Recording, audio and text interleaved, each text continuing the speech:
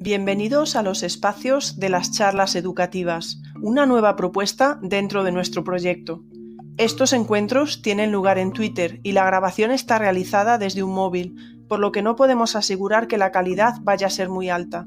Además, notaréis cambios de volumen de unos invitados a otros. Aún así, para quien no pueda estar en directo, esperamos que pueda resultar interesante. ¡Empezamos! La había puesto a grabar. Entonces, bueno, lo he puesto a grabar ahora, a ver qué sale. Vale, bueno, pues retomo. Estaba haciendo la presentación, estaba presentando a Albert Reverter, que ya acabo de hacerlo, no lo voy a repetir, que ya os hemos robado 10 minutos casi. Os presento a Ángela, que, bueno, Ángela, luego nos dirás, ¿de acuerdo?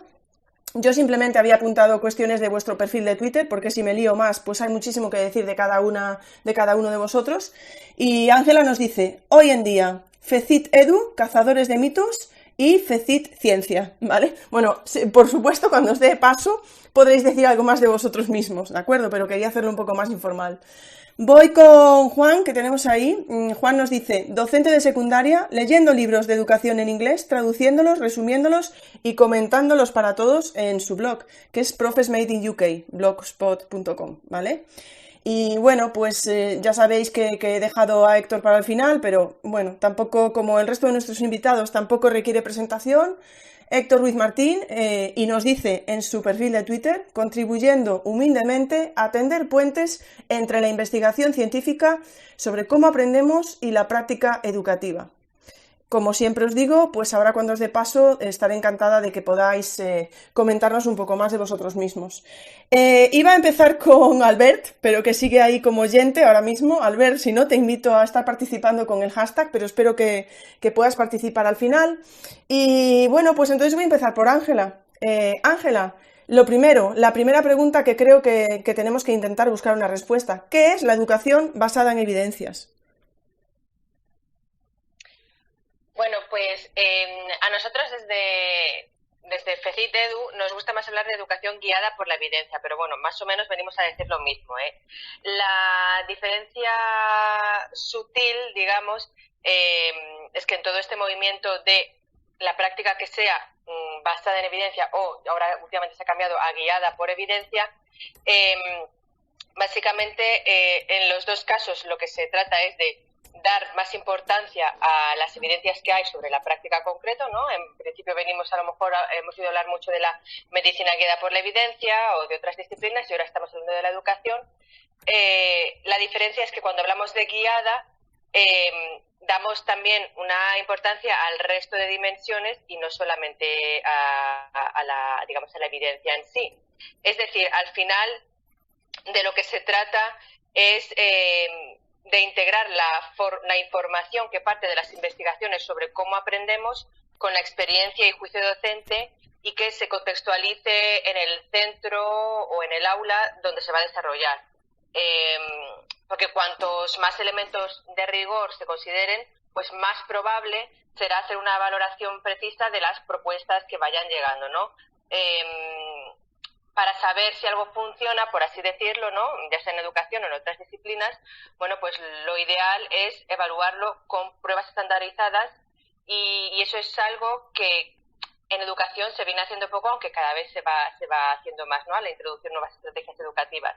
Entonces, bueno, pues dentro de todas las consideraciones que hay que tener, pues obviamente tenemos que mirar a la experiencia, conocimientos y habilidades de juicio profesional docente, al contexto, al sistema educativo, al grupo, al centro de la clase, al alumnado y quizá una pata que yo, que no soy docente, simplemente como mediadora entre justamente la investigación, entre el personal de investigador y el personal docente, pues la pata que intentamos impulsar es la de las mejores evidencias o mejores pruebas de investigaciones derivadas de la investigación educativa.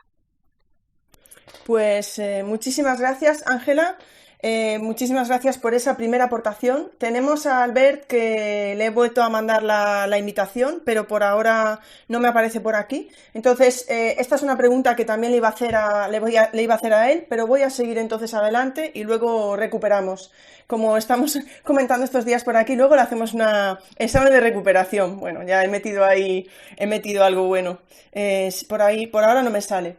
Vamos a pasar a otra cuestión que también me surgió escuchándote a ti precisamente, Ángela, en este caso, cuando estabas con Albert en ese podcast de Madresfera. Y la pregunta se la voy a dirigir en primer lugar a Héctor y es, yo siempre voy a hacer un poco de abogado del diablo, ¿vale? Voy a intentar, pero en un contexto educativo hay muchas variables difíciles de controlar, ¿no? Pues es muy diferente un colegio que otro, etcétera. Entonces, ¿hasta qué punto se puede realizar investigación en educación? ¿Son los datos extrapolables? Gracias, Ingrid. Bueno, antes de nada un saludo pues a todos los asistentes y también un abrazo pues a todos los amigos que atienden. Vale, creo que ya estamos aquí todos. Bueno, seguimos con Albert, que no puede hablar. No sé si ahora podrá ni siquiera escuchar, estaba teniendo muchos problemas. Perdona, Héctor, porque estabas hablando, voy a recuperar la pregunta que le habíamos hecho a Héctor, que era si en un contexto educativo, que hay muchísimas variables que son difíciles de controlar, ¿hasta qué punto se puede realizar investigación en educación y si son los datos extrapolables? Gracias, Ingrid. Bueno, no sé si habéis llegado a escuchar incluso mis saludos para todos. Y bueno, había empezado a responder a la pregunta comentando que efectivamente, claro que podemos hacer investigación que oriente, que guíe, que informe la práctica educativa, ¿no? Que pueda extrapolarse siempre con matices, lógicamente, ¿no? Y con cautela a situaciones, ¿no? Es decir, que nos informe pues incluso de relaciones causa-efecto, ¿no? Que de alguna manera podamos usar para conseguir o para tratar de que la probabilidad de que suceda aquello que queramos pues sea más alta, porque lo importante es tener en cuenta que esta investigación, pues como todas las ciencias que están sometidas a objetos de estudio que están sometidos a múltiples variables, pues estamos hablando de una investigación que tiene que ser necesariamente estadística, ¿no? Y con unas conclusiones probabilísticas. Pero eso no quita que no podemos hacer ciencia. De hecho, en realidad, todas las ciencias tienen detrás un análisis estadístico necesario. En algunas no nos parece tan obvio, pero en otras sí, y no tenemos problemas en llamarle ciencias, ¿no? Como la meteorología, por ejemplo. Todos sabemos, ¿no? Que si nos dicen que esta tarde hay un 70% de probabilidad de que llueva, pues bueno, seguramente cogeremos el paraguas, pero puede que no llueva, ¿no? Entonces, es importante pues entender, ¿no? En qué consiste esta investigación. Y lo que estaba diciendo cuando se ha contado es que debemos entender que esta investigación no sale de una sola disciplina, que hay muchísimas disciplinas que hacen investigación educativa, que la hacen en diferentes niveles y que pueden aportar información más o menos, digamos, útil inmediatamente, ¿no? Para el docente y para el estudiante. Estamos hablando pues desde la sociología a las ciencias computacionales a las diversas psicologías cognitiva, del desarrollo social, etcétera, ¿no? Y dentro de las psicologías podríamos, ¿no? Incluir las diversas didácticas cuando ya nos vamos a estudiar específicamente cómo se aprenden determinadas disciplinas, ¿no? Toda esta investigación pues es muy variada y aporta datos de muchos tipos, pero en general podríamos clasificarla en tres tipos de investigación que podemos hacer. Una investigación que podríamos llamar descriptiva, ¿no? Más cualitativa, que lo que hace pues es analizar en detalle pues qué sucede en el aula o qué sucede cuando una persona pues lleva a cabo determinadas acciones, ¿no? Pues por ejemplo para aprender algo. Esta suele ser una investigación que es en general poco extrapolable, ¿de acuerdo? Porque sobre todo lo que tenemos aquí es el estudio de casos, ¿no? Sería su paradigma. Pero entonces, otro tipo de investigación sería la que podríamos llamar relacional, que aquí podemos estar investigando variables cualitativas o variables cuantitativas, pero ya tenemos que obtener datos suficientes para hacer estadística, ¿no? Aquí ya empezamos a usar la estadística. Y esta estadística, pues por ejemplo, nos puede permitir en este tipo de investigación establecer correlaciones, es decir, establecer relaciones entre dos o más variables, en el sentido de que, vaya, parece que cuando ocurre esto, también hay una alta probabilidad de que ocurra esto otro, ¿no?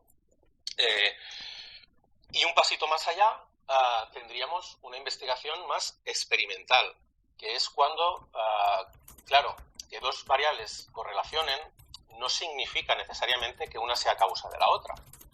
Y, de hecho, si alguna lo fuera, no podemos saber cuál es la causa de cuál.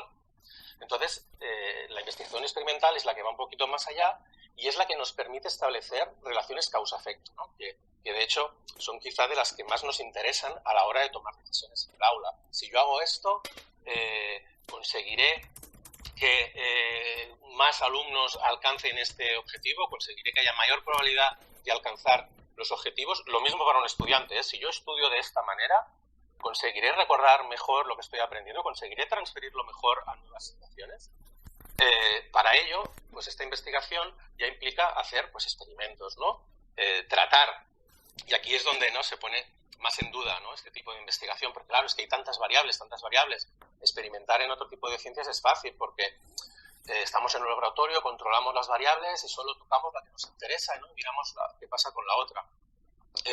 Bueno, esto se puede resolver gracias a la estadística, ¿no? Tratando de pues organizar el estudio de una manera que nos permita controlar las variables, de manera que los grupos, por ejemplo, que comparamos, si los elegimos aleatoriamente, podemos tratar de conseguir pues que las variables que podrían generar, ¿no?, ruido estén igual representadas en los dos grupos, y por lo tanto eso nos permite asumir, porque al final hacemos una asunción, que los grupos, ¿no?, en esas variables a nivel de conjunto no son diferentes, y por lo tanto tratar ahí ya de cambiar, de hacer de que solo una variable vaya a ser distinta. Por ejemplo, el método que utilicemos, pues en un grupo utilizamos uno y en otro grupo utilizamos el otro. A veces, ¿qué pasa? También me diréis, bueno, ya, pero eso de aleatorizar los grupos, claro, en educación eso no es tan fácil. Y es cierto, cuando uno se va ya del laboratorio a las aulas, insisto, también hay investigación educativa en los laboratorios, nos permite encontrar pues esas relaciones entre variables, pero entonces cuando nos llevamos al aula, cuidado, porque a lo mejor cuando hacemos algo tocamos, ¿no?, otras variables y el efecto que deseábamos pues desaparece, o incluso es lo contrario de lo que esperábamos. Pero al llevarnos la investigación al aula, claro, tenemos limitaciones. A veces no podemos, por cuestiones éticas, por cuestiones organizativas, no podemos experimentar, pues por ejemplo, ¿no?, pues mira, en este colegio un grupo lo hará así y otro así. A veces, por cuestiones éticas, eso no se puede hacer. No podemos decirle al colegio, oye, vamos a hacer un experimento, vamos a cambiar la distribución de los niños en las clases y lo vamos a hacer así. Eso tampoco se puede hacer. Oye, pues lo arreglamos haciendo que participen no sé cuántos colegios, y entonces es el colegio el que actúa, ¿no?, de individuo, ¿no? Muchas veces no tienes esas muestras, ¿no?, tantos voluntarios para poder hacerlo. Pero a pesar de todo ello, cuando llegas al aula, le puedes dar más validez ecológica a lo que has estado haciendo en el laboratorio, lejos de lo que realmente sucede en un aula, ¿no? Y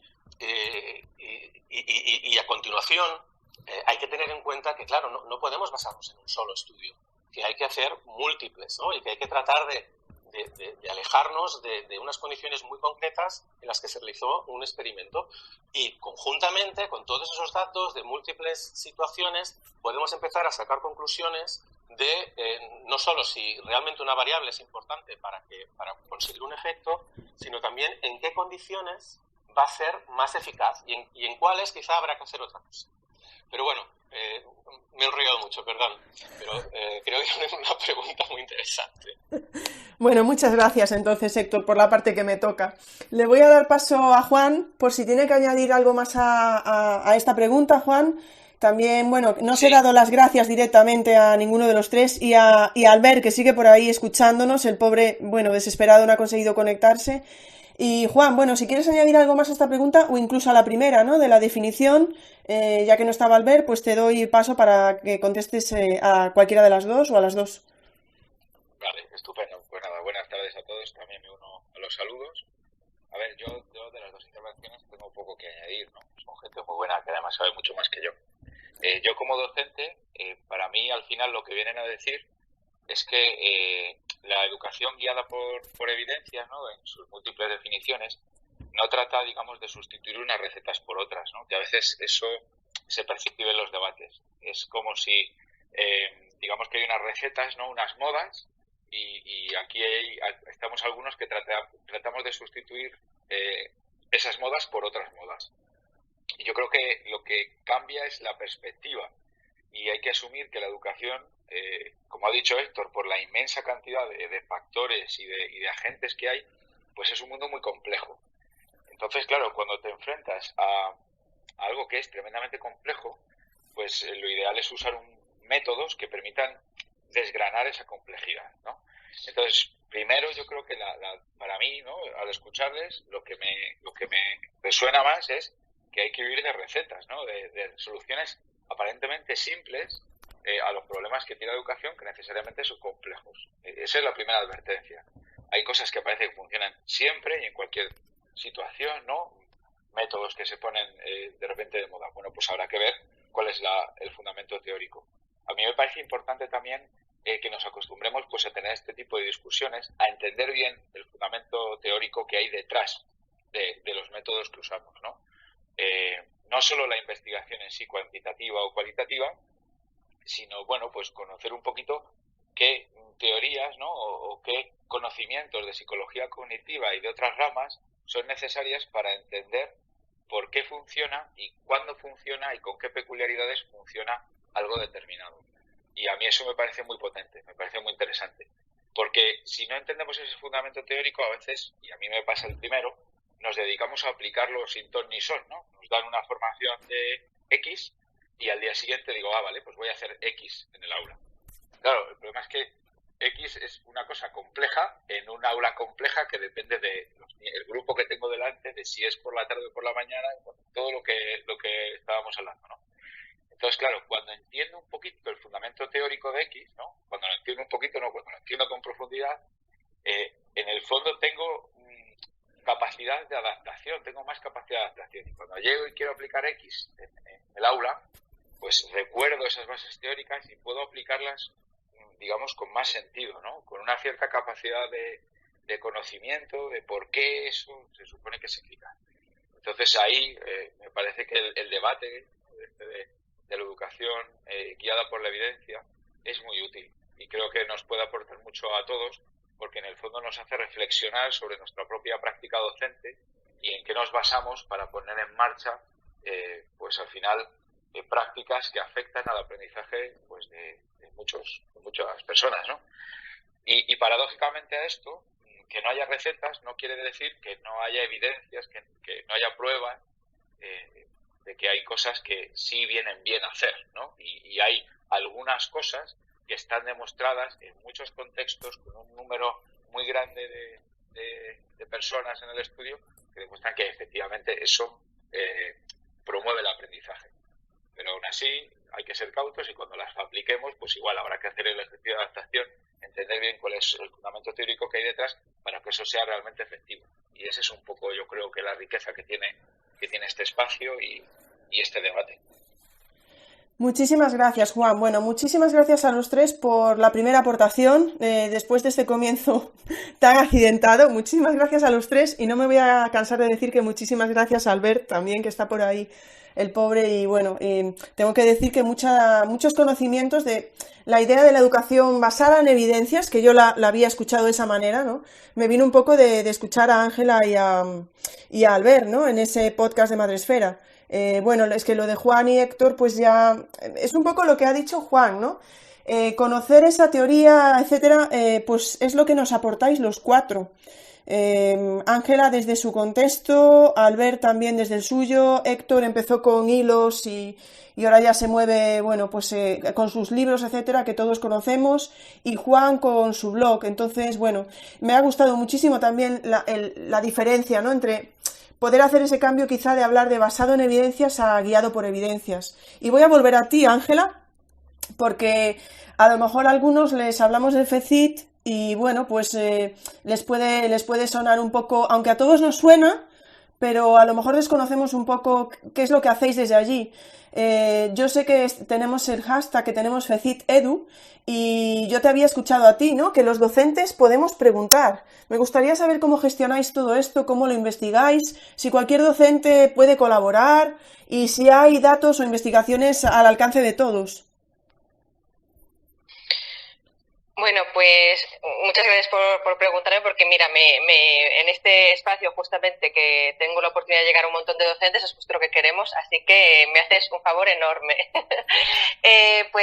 FECITEDU es dentro de FECIT, el FECIT es la Fundación Española para la Ciencia y la Tecnología, que es una fundación dentro del Ministerio de Ciencia.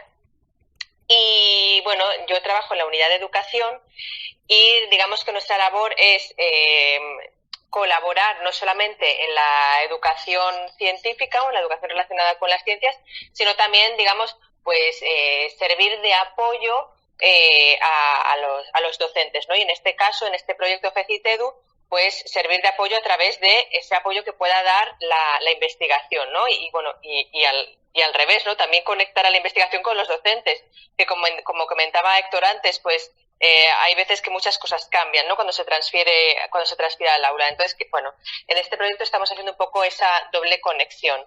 En concreto, el proyecto tiene varias digamos, partes. FECITEDU es la que se ve más porque es un programa de divulgación en el que tenemos un pequeño blog y también organizamos tertulias a través de internet, porque FECITEDU ha nacido en pandemia, entonces a través de internet ha tenido que ser. Ya veremos si podemos ampliar otros formatos en el futuro. Y tratamos los temas que nos sugieren los docentes que rellenan una encuesta que tenemos en funcionamiento. Si ponéis el hashtag FECITEDU en Twitter, probablemente os lleve a la web y en la página, en la home, digamos, de esta web, pues veréis que hay una encuesta, y así que quienes queréis rellenadla porque hacemos caso, ¿no? Es verdad que hay algunos temas que por la naturaleza de FECIT tenemos que tratar sí o sí, pero hay muchos otros que tratamos directamente porque nos lo han pedido docentes. Entonces, por ejemplo, hemos tratado el tema de la motivación con un artículo y posteriormente una tertulia que la tuvimos en su momento en directo a través de Facebook, pero que a día de hoy está colgada tanto en el canal de Facebook de FECIT como en el canal de YouTube. También hemos tratado las emociones en educación, cómo se deben tratar y por qué son importantes y por qué, o sea, qué diferencian las emociones como contexto y como centro, ¿no?, en educación, porque muchas veces se confunden estas cosas. Hemos tratado también el tema de la evaluación, hemos tratado también el tema de las TIC y redes sociales. El último debate fue sobre aprender a aprender y la importancia o no, que ahora hay un debate muy fuerte, de las competencias, de la competencia en concreto. Hablábamos de la competencia de aprender a aprender, la autonomía del aprendizaje. También hemos tratado últimamente el trabajo cooperativo. Hemos colaborado, pues, por ejemplo, con Héctor, también ha venido a alguna... con Héctor no tuvimos tertulia, fue a través de Twitter, porque como Héctor es un experto en Twitter, pues nos pareció genial hacerlo por ahí.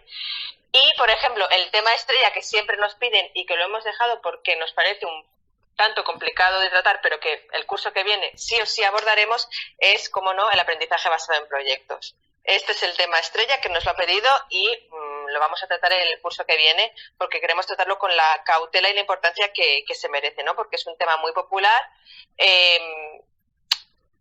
del que hay no solamente opiniones, sino también evidencias encontradas. Entonces, bueno, lo queremos tratar con mucha cautela. En cuanto a la segunda parte de la pregunta, bueno, perdón, voy a aprovechar para meter mi cuña de que el próximo, si me lo permitís, el próximo artículo que vamos a sacar va a ser sobre cómo tanto familias como docentes pueden influir, como la sociedad en general, ¿no? Digamos qué influencias, digamos, conforman la identidad o el posicionamiento respecto a la identidad de STEM, ¿no? El posicionamiento de los estudiantes hacia la ciencia y la tecnología, ¿no? Y posteriormente, después de que mañana esperamos que saldrá el artículo, pues el lunes siguiente, el día 7, tendremos una de estas tertulias en Facebook. Así que si os interesa el tema, pues ahí os animo. Y de la última parte de la pregunta sobre los datos e investigaciones de acceso público, pues no sé si me preguntas de FECIT o en general. Yo cuando me enviaste la pregunta lo pensé como en general. Y claro que muchísimas investigaciones de acceso público, en el sentido de las que mencionaba antes Héctor, pues están publicadas en diferentes revistas, ya sean revistas sobre investigación educativa, sobre psicología, o incluso a veces aparecen en revistas, digamos, generalistas, ¿no? Se puede publicar en Nature sobre estos temas, por así decirlo. O sea, hay publicaciones que se hacen en estos medios, digamos, más en estas revistas científicas más conocidas. También luego hay medios donde se divulgan muy diversos, pues desde los libros o los hilos que hace Héctor, nuestra pequeña aportación desde FECIT, o muchísimas, también hay muchas revistas educativas que, bueno, pues ahí, bueno, pues hay que tomar a veces con pinzas porque no siempre lo que se publica está basado en estas evidencias, ¿no? En cuanto a cómo acceder a estas evidencias así a nivel general, pues seguro que muchos de quienes nos están escuchando ya conocen el trabajo de la Endowment Education Foundation, que ha sido adaptado por Educaisa, y digamos que tiene un resumen de evidencias como así ya digerido, por así decirlo, ¿no? Pues esto mismo también lo ha hecho What Works, que la Endowment, digamos, que viene de Reino Unido, What Works in Education viene de Estados Unidos. Es verdad que la mayor parte de las investigaciones en las que ellos se basan están más bien en su contexto educativo, que no es exactamente el nuestro. Pero, por ejemplo, What Works, que tiene como una especie de, digamos, de digamos, un esquema en el que tú puedes elegir, bueno, pues busco para alumnado que sea pues con más diversidad cultural, alumnado rural, alumnado de tal edad, entonces, bueno, quizá es más orientado a su contexto, pero nos puede servir para ir dándonos ideas e irnos alimentando de estas evidencias, ¿no? Aunque algunas, pues como dependen del contexto, pues hay que ponerlas un poco ahí en barbecho. También trabaja bastante este tema la Fundación Bofill, que recomiendo echarle un vistazo a su página web. Tienen bastantes informes también publicados que son interesantes. Y bueno, y seguro que los demás pueden aportar muchas más ideas en este sentido, aparte de libros y demás. Pero aquí estoy yendo a, digamos, evidencias más digeridas y más ya, digamos, aprovechables sin tenerte que meter de lleno en esto, que claro, sería recomendable, pero el tiempo de todos, pues... ¿A dónde te vas? Limitado. Muchísimas gracias, Ángela, por tu aportación. Me ha parecido muy interesante, pues, poder tener diferentes opciones, ¿no? Como has dicho, diferentes fuentes para poder encontrar investigaciones que ya se están realizando. Bueno, por supuesto, es obvio que os recomiendo seguir a nuestros 4 ponentes de hoy. Bueno, digo 4 porque sigue Albert por ahí abajo, por supuesto, y estoy segura de que si algún nombre se os ha escapado, Ángela estará encantada luego de ponerlo. Lo podéis poner, acordaros, con el hashtag de charlas educativas, y luego lo recuperaremos. Vamos a pasar de nuevo a Juan. Era una pregunta que tenía preparada para Juan y para Albert. Entonces, bueno, que sepas, Héctor, que como Albert no está, te la voy a mandar de rebote después de que Juan nos la conteste, a ver si aportas algo más a lo que pueda decirnos Juan. Y vamos a entrar un poco en harina. Ya Ángela dejó caer lo de aprendizaje basado en proyectos. Vamos a llevarlo ahora a un tema que dábamos muchos por hecho, pero que últimamente pues no es el caso. Y es el de las inteligencias múltiples. Vamos a ver, hay inteligencias múltiples, una única inteligencia. Juan, a ver si nos sacas un poco de dudas. Bueno, yo creo que Albert no quiere conectarse para dejarme solo con este tema, ¿no? Que entiendo que es un tema candente y conflictivo. Mirad, vamos a hacer un poquito de historia, ¿vale? Gardner trabajó al principio con personas con problemas de daño cerebral, ¿no? Entonces estudiaba cómo afectaba ese daño cerebral a la capacidad intelectual, ¿vale? Era una persona que le gustaba mucho tocar el piano y entonces, bueno, pues hizo algunas investigaciones en torno a que hay personas que pierden lo que se llamaba o se sigue llamando cociente intelectual, pero que siguen disfrutando, que siguen tocando el piano, que siguen siendo capaces de crear música, ¿no? Entonces, claro, eso a Gardner le llevó a pensar la limitación que tiene pues entender el cociente intelectual como una medida de la inteligencia en general, ¿no? Ese cociente intelectual pues está basado, yo como alumno me pasaron algún test de estos, imagino que todos más o menos lo hemos visto, pues cuando se hace una prueba de capacidad intelectual, llamémosle de cualquier manera, generalmente está basada en la comprensión lectora y en el razonamiento lógico matemático, ¿no? Yo creo que todos, vamos, no sé, yo recuerdo perfectamente hacer pues cuadernitos con series, ¿no? Buscar sinónimos. Claro, entonces Gardner lo que quiso aportar fue esto es limitado porque se limita a precisamente pues a estas dos habilidades, por así decirlo, ¿no? Entonces en 1983 pues, publica el libro famoso Frames of Mind. En realidad él no iba tanto a buscar una redefinición, digamos, de la inteligencia, entendiendo inteligencia en su connotación educativa, y de hecho él después ha sido el primero en advertir de una forma velada a veces y otras veces más clara las dificultades que tendría llevar a cabo su teoría al aula, ¿no? Entonces, claro, para mí esto, para empezar, es un ejemplo paradigmático de lo que hablábamos antes. Hay que entender bien la definición y el contexto en el que se propusieron las inteligencias múltiples. No es una teoría de aprendizaje. No es una teoría de aprendizaje. El foco está en el concepto de inteligencia en general. Y de hecho, una de las críticas que se le hicieron después, pues es que no tiene base experimental. Es decir, ni siquiera hay unos test de inteligencia que desarrollara él, porque luego ha habido distintas investigaciones en distintos campos, ¿no? Pues que a él se le achaca que propusiera las inteligencias múltiples sin al menos proponer un test que indicara o que permitiera detectar estas inteligencias. Fijaos, de 1983, que fue la primera edición de los Frames of Mind, a 2011, pues ha tenido que ir puntualizando su teoría, porque efectivamente su teoría era vaga, era una teoría, digamos, abstracta, era un constructo, una conceptualización, ¿no?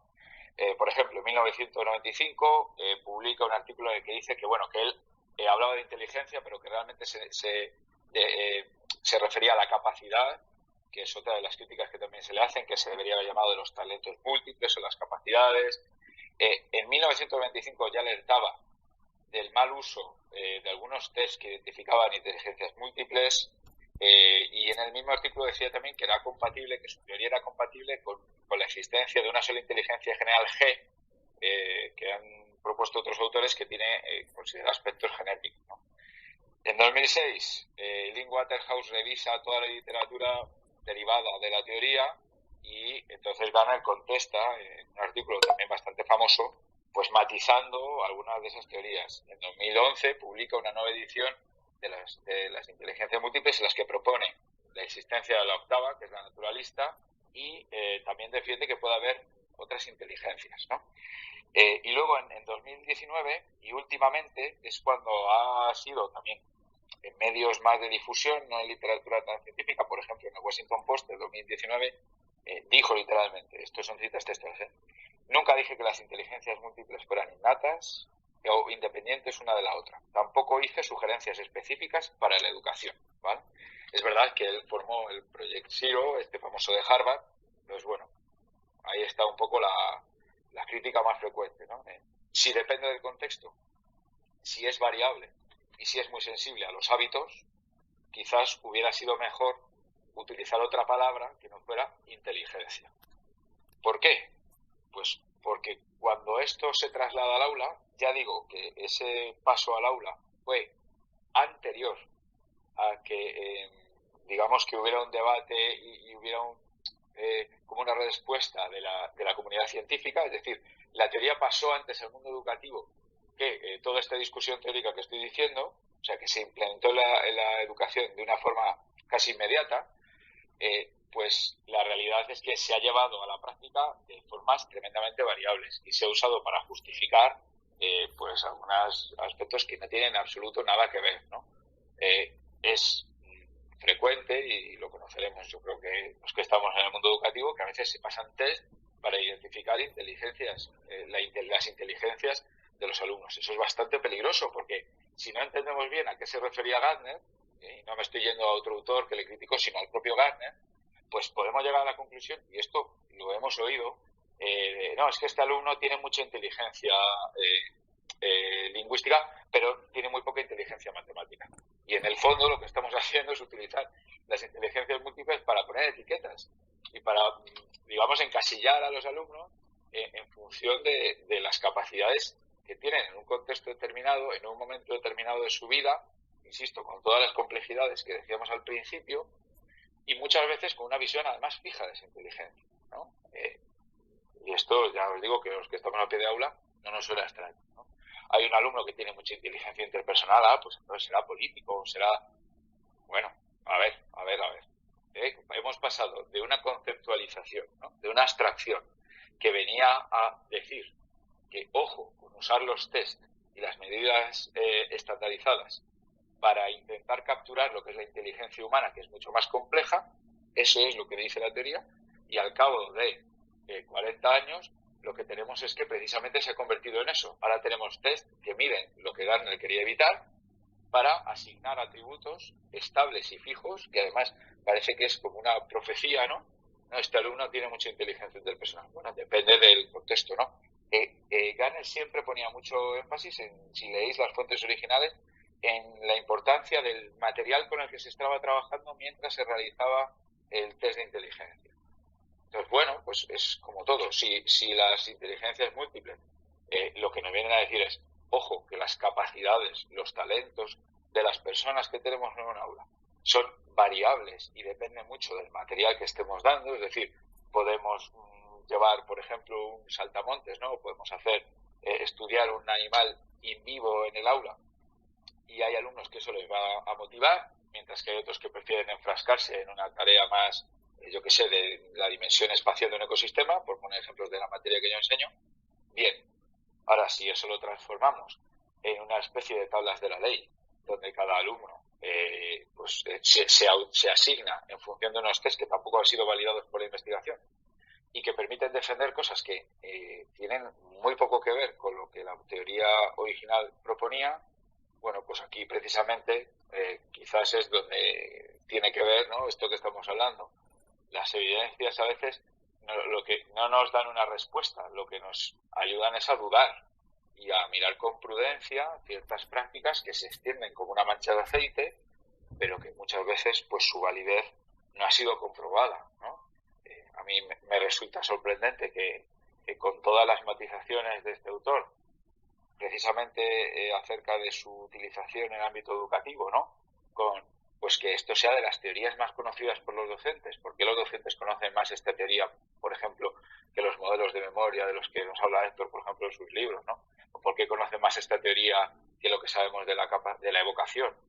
Pues es raro, ¿no? A mí me resulta extraño que una teoría que aparentemente tiene que ver más con una noción general de inteligencia sea probablemente la idea o la teoría científica más conocida por la comunidad docente. Y ahí lo que decimos algunos es, bueno, vamos a leer, vamos a entender bien qué querían decir estos estudios para ver si realmente tiene una validez empírica de la forma en la que se están utilizando en el aula. A mí me gustaría tener la respuesta, ¿no?, de es cierta o es falsa, pero es que esto es una teoría científica.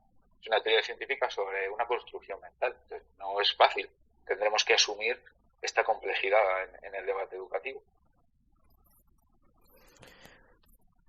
Muchísimas gracias, Juan. Bueno, tengo que deciros que tenemos a Albert ya como hablante, pero, ¿vale? Aunque le daría paso ahora mismo, le había dicho a Héctor, y yo soy una mujer de palabra ahí, le había dicho a Héctor que si quería añadir algo cuando acabase Juan sobre esto de inteligencias múltiples o una única inteligencia, le daba paso. Entonces le voy a dar paso a Héctor y luego saludaremos a Albert. Bueno, Iris, sinceramente creo que la respuesta de Juan ha estado perfecta y podría añadir algún matiz, alguna cosita, pero creo que lo dejamos así porque creo que ha estado muy completa. Pues me parece perfecto, Héctor. Así aprovechamos para saludar a Albert. Vamos a ponernos todo de nuestra parte. Buenas tardes, Albert. A ver si podemos escucharte. A lo mejor tienes el micrófono silenciado, Albert, ¿puede ser? Hemos conseguido que sea hablante, pero por ahora no le escuchamos. Bueno, Albert, pues no te escuchamos nada, ¿eh? Vale. Hola, buenas tardes. Ahora, Albert, por fin. Qué bien, qué maravilla. Muchísimas gracias por estar aquí, Albert. Luego recuerda que cuando no estés hablando es bueno silenciar el micrófono, que si no se acoplan. Y bueno, nada, contigo solo tenemos dos preguntas pendientes, ¿vale? La primera, que ya nos la respondió Ángela, que era ¿qué es la educación basada en evidencias? Que luego Ángela, que se acaba de caer por ahí, esperamos que vuelva, nos decía que podía haber ese cambio de educación basada en evidencias a educación guiada por la evidencia. Y luego sí que te iba a hacer esta misma pregunta que le había hecho Juan sobre inteligencias múltiples o una única inteligencia. Así que te doy paso por si quieres hacer tu primera aportación. Pues muchas gracias. Primero, buenas tardes a todos y a todas. Mil y una disculpas por el retraso. Voy a ir rapidillo para no retrasar más la cuestión, ¿no? Mira, cuando preguntan qué es la educación basada en evidencias, siempre me gusta empezar por lo que no es, ¿vale? Como lo que es, ya lo han definido fantásticamente pues Ángela y Héctor y Juan con todas sus intervenciones. Como empieza a ser un término del que se habla bastante, ya empieza a llegar a los claustros, y es verdad, porque hace 5 años esto era un desierto respecto a la educación guiada o basada en las evidencias. A día de hoy ya se oye mucho más este término en los claustros, empieza a hacerse como famosillo, ¿no? Y va a peligro de que alguien piense que es la nueva moda educativa del momento, y eso es justamente lo que no es, ¿de acuerdo? No es una moda educativa, es un marco mental que en el aula, ¿no? Y debe unirse a la experiencia docente. Otra cosa que no es una varita mágica que vaya a solucionarlo absolutamente todo. Muchas veces me he encontrado últimamente algunos compañeros que al oír hablar de esto, oye, pero la educación basada en evidencia, ¿qué dice sobre esto? ¿O qué dice sobre lo otro? ¿No? Y siempre están como queriendo tener como la respuesta definitiva a tal modelo, a tal intervención en el aula, para ver si lo que ellos creen a priori la evidencia lo otorga o lo quita. En ese sentido, pues como habéis visto, la cosa es mucho más compleja que decir esto funciona o esto no funciona, ¿no? Aunque haya unas muchas buenas evidencias sobre algunas intervenciones concretas y algunas maneras de hacer las cosas. Basar la evidencia más en modelos así grandes, la verdad es que es de una dificultad, yo creo, que terrorífica, ¿no?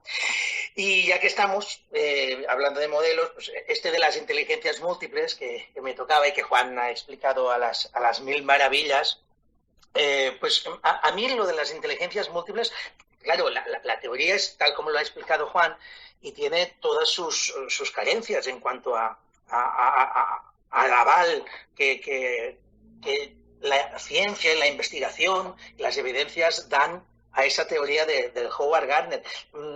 Me interesa mucho y me resulta muy curiosa la aplicación en el aula, ¿no? Porque realmente tampoco estamos hablando de un modelo monolítico, como ha dicho Juan, no es un modelo educativo, es decir, no es una metodología ni nada que se le asemeje, no iba por ahí la intención de Gardner. Pero nosotros, es decir, la escuela, lo hemos acogido, lo hemos aplicado, y si vas mirando las diversas aplicaciones que se hacen de las inteligencias múltiples, son muy diversas. Es que no hay un cuerpo, digamos, hay quien lo utiliza para hacer aprendizaje basado en proyectos y hay quien lo utiliza como uno de los neuromitos, digamos, que es el de los estilos de aprendizaje, que el propio Gardner se queja, es decir, cuidado, porque he visto que en muchas escuelas se aplican las inteligencias múltiples como si fuesen estilos de aprendizaje, ¿no? Que es una cosa que no funciona, no es eficaz y lo solemos confundir, sobre todo porque pecamos de lo que ha dicho Juan, de ese etiquetaje. A mí me da la impresión, viendo un poco la aplicación de las inteligencias múltiples y su teorización y tal, que aquello que dice que aporta de nuevo no es cierto o no está avalado por las evidencias, y lo que dice que es cierto no es nuevo, sino que ya se sabía de antes. Por tanto, me da un poco esa impresión a ese nivel. El propio Gardner es escéptico con la traslación de la teoría de las aulas. Él mismo en 2016 admitía textualmente, sin reparos, que la teoría ya no era actual y que ya no se casaba con la lista de inteligencias que inicialmente desarrolló. Al final, pues bueno, a nivel científico hay esa discusión, a nivel pedagógico la aplicación, pues la verdad es que se hace bastante difícil de llevar a cabo, al menos de una manera coherente, y que no caiga en el error de etiquetar y de, como ha dicho Juan, convertir la inteligencia en algo inamovible, cuando es todo lo contrario y es por lo que deberíamos trabajar. Bueno, muchísimas gracias, Albert. Ya sabía yo que es que no nos podías faltar, o sea que me alegro muchísimo. Ángela, la tenemos por ahí como oyente, que sepas que te he dado la posibilidad de ser hablante, Ángela, a ver si lo vamos resolviendo. Vamos a volver a Juan y a uno de sus platos principales, de sus puntos fuertes, ¿no? Porque yo te he visto muchos tweets y muchas entradas sobre ese tema, y es ¿qué es la evocación, Juan? Porque para ti es uno de los puntos fundamentales. Me gustaría saber qué es la evocación y para qué sirve en educación. Bueno, pues nada, la evocación, llamamos evocación, que tiene su nombre que nos suena un poco quizás extraño, pero no es más que el viaje, ¿no? La recuperación de aquellas cosas que tenemos en la memoria a largo plazo, ¿no? Todos tenemos en nuestra memoria a largo plazo pues un montón de cosas, ¿no? De recuerdos y de aprendizajes, y entonces mediante la evocación lo que hacemos es llevarlo a la memoria de trabajo. La memoria de trabajo es muy importante, todos deberíamos de conocer, todos los que nos dedicamos a la educación, ¿no? Deberíamos de conocer qué es la memoria de trabajo, qué capacidad tiene, porque tiene una capacidad limitada, ¿no? La teoría de la carga cognitiva habla de esta sobrecarga de la memoria de trabajo cuando hay muchos estímulos, y entonces nuestra memoria de trabajo trata de lidiar con todos, pero no puede asimilarlos, ¿no? Bueno, pues el viaje de la memoria a largo plazo a la memoria de trabajo, pues eso es evocación. Quizás suene complejo, pero se entiende perfectamente con un ejemplo, ¿no? Cuando yo en un diálogo en clase, por ejemplo, pues pregunto ¿qué sabemos de el lince ibérico? Pues en el fondo lo que está pasando es esa pregunta dispara todo un conjunto de ideas, de conceptos interconectados en la memoria a largo plazo de mis alumnos y alumnas, y entonces, bueno, pues tienen que llevar esos conocimientos que tenían, esas ideas que tenían en la memoria a largo plazo, van a la memoria de trabajo para expresarse pues mediante un diagrama, mediante un dibujo o mediante una respuesta. ¿Por qué hablamos tanto de la vocación? Pues porque es uno de los fenómenos más, como decía Miguel Vadillo, del que aprendo un montón siempre, pues es de los fenómenos más comprobados por la psicología, ¿no? De forma experimental. Es decir, cualquier actividad que ayude a recuperar esas ideas, esos conocimientos, pues no solo ayuda a asentarlos en el tiempo, sino que ayuda también a aprender cosas nuevas, porque como bien nos ha explicado también Héctor en alguna de sus charlas, pues todo lo que aprendemos se tiene que conectar a los conocimientos previos. Entonces, de forma que la evocación también predispone. Digamos que con la evocación lo que estamos haciendo es que aparezcan los enchufes, ¿no?, a los que se va a conectar todo aquello que estamos trabajando en un momento determinado. En esto de la evocación, pues hay muchísimas estrategias. Ya sabéis que yo comparto lo que hace Kate Jones, que es una profe de Reino Unido que trabaja en Emiratos Árabes, que lo que hace son unas plantillas, y esto a mí me ayuda un montón. No solo está comprobado experimentalmente, es que yo os puedo decir que realmente esto ayuda mucho, ¿no? La evocación está muy vinculada también a una cosa que se llama la práctica espaciada, que es un poco contraintuitiva y por eso me parece muy interesante, y es que cuando dejamos un tiempo para que, digamos que las cosas se estén medio olvidando, pues realizar el esfuerzo de recordarlas. Al realizar el esfuerzo de recordarlas, las asentamos más en la memoria a largo plazo. La evocación y la práctica espaciada nos habla de un aprendizaje a largo plazo. Esto es importante porque cuando proponemos estas técnicas en el aula, no funcionan de un día para otro.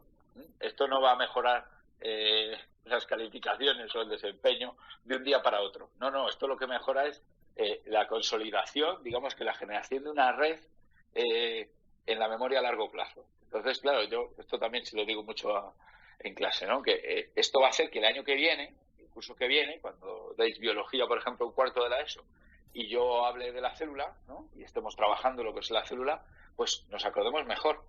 Porque muchas veces los problemas que nos encontramos son problemas que tienen que ver también con los conocimientos previos, ¿no? Y esto lo estaremos experimentando todos.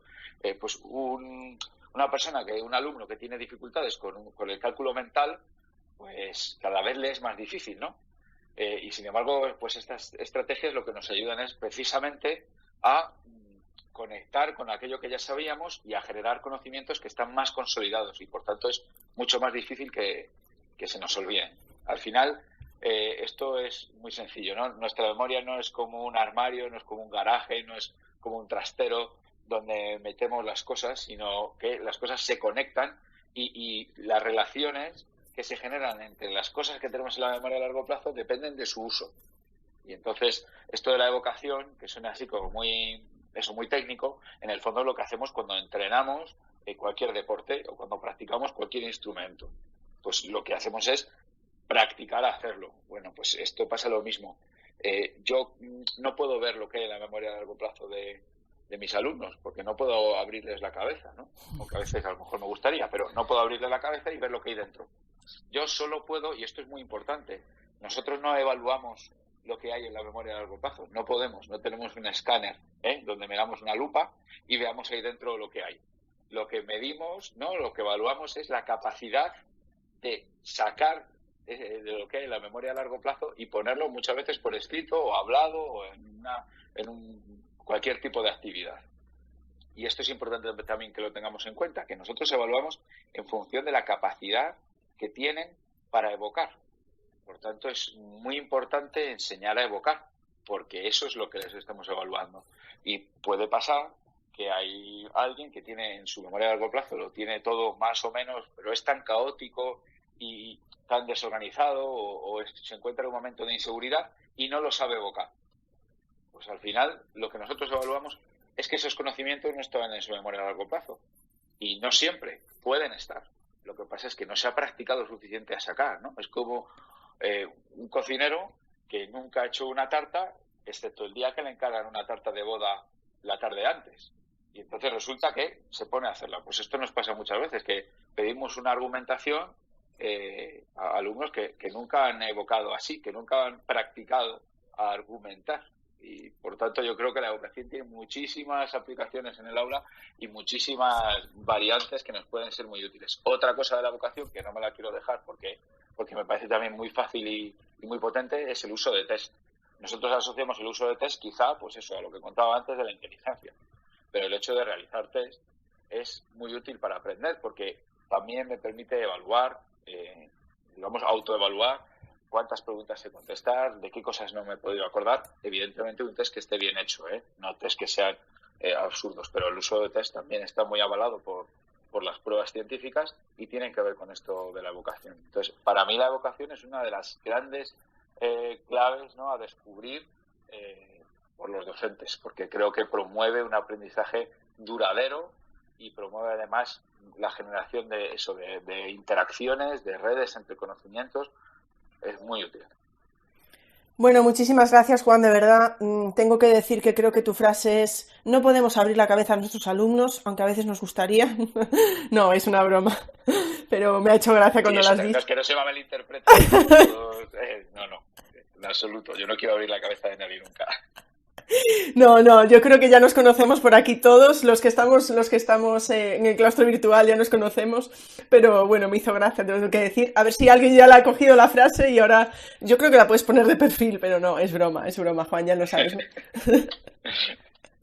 Muchísimas gracias por tu intervención. Voy a dar un salto, ahora que hablas de memoria, voy a hacer memoria y retrotraerme a una charla educativa. Al comienzo de las charlas acababan de empezar, llevaba muy poquita vida, 6 episodios, 6 capítulos, 6 vídeos en YouTube, creo que era, y tuve la suerte, pues, de que Héctor quisiera venir, ¿no? Y Héctor, pues, ya nos dejó caer en ese momento muchos mitos, ¿eh? Héctor, tengo que decirte que nos dejaste a todos descolocados completamente con algunas cosas de las que nos contaste, ¿no? Y una de ellas tenía que ver con la emoción. Así que hoy que estamos aquí tengo que volver a preguntarte, ¿qué pasa con la emoción en educación? A mí me gusta mucho esa frase, bueno, me gusta, es una frase que está muy extendida: si nos divertimos, aprendemos más. ¿Qué nos puedes decir de eso, Héctor? ¿Es verdad o no? Bueno, Ingrid, esta es una pregunta que daría para un buen rato, pero bueno, voy a intentar ser sintético. De todas maneras, antes me gustaría añadir una cuestión a lo que ha comentado Juan sobre la evocación y conectándolo con lo que decíamos al principio sobre la complejidad de la ciencia del aprendizaje y la enseñanza, ¿no? Decíamos que la ciencia no nos puede dar recetas, porque no hay recetas universales, no hay recetas que nos sirvan para todos los contextos, para todos los objetivos, para todos los alumnos. Pero lo que sí que nos puede aportar la ciencia, y especialmente ahora voy a hablar pues, desde la perspectiva de la ciencia cognitiva, que es la que yo conozco, lo que sí que nos puede aportar son ingredientes esenciales que deben estar en nuestras recetas. Al final las recetas las va a tener que decidir, ¿no? Cada docente en su contexto, en su situación, en función también de su experiencia, poniendo su arte, pero aquí una de las cosas más interesantes que puede aportar la ciencia pues precisamente son ingredientes que no pueden faltar en esas recetas, ¿no? Y ahí, por ejemplo, pues la evocación, el hecho de que cuando promovemos que los estudiantes evoquen lo que han aprendido, que lo usen, que lo apliquen, que lo utilicen, que también piensen sobre ello, que se llama elaborar, la manera de distribuirlo en el tiempo, todas esas cosas son clave para conseguir que cualquier receta, ¿no? acabe siendo pues, lo más efectiva que pueda llegar a ser.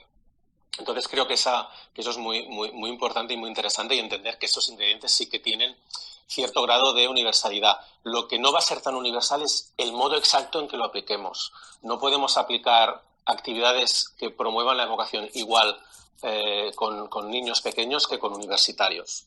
Tienen ahí una serie de diferencias que habrá que tener en cuenta precisamente para que la evocación se produzca realmente y los beneficios de la misma, que es pues, la consolidación del aprendizaje que se evoca y también promover, aprender más, ¿no? Gracias a ella, pero al final es una activación de conocimientos previos, pues resulte siendo eficaz. Bueno, en relación a tu pregunta, voy a intentar ser muy sintético. Como bien dices, sobre las emociones y el aprendizaje se dicen muchas cosas. Y algunas pues más acertadas que otras, ¿no? La mayoría de mitos sobre el aprendizaje y la enseñanza son mitos, es decir, están muy extendidos, ¿no? Por eso les llamamos mitos, porque tienen mucha prevalencia.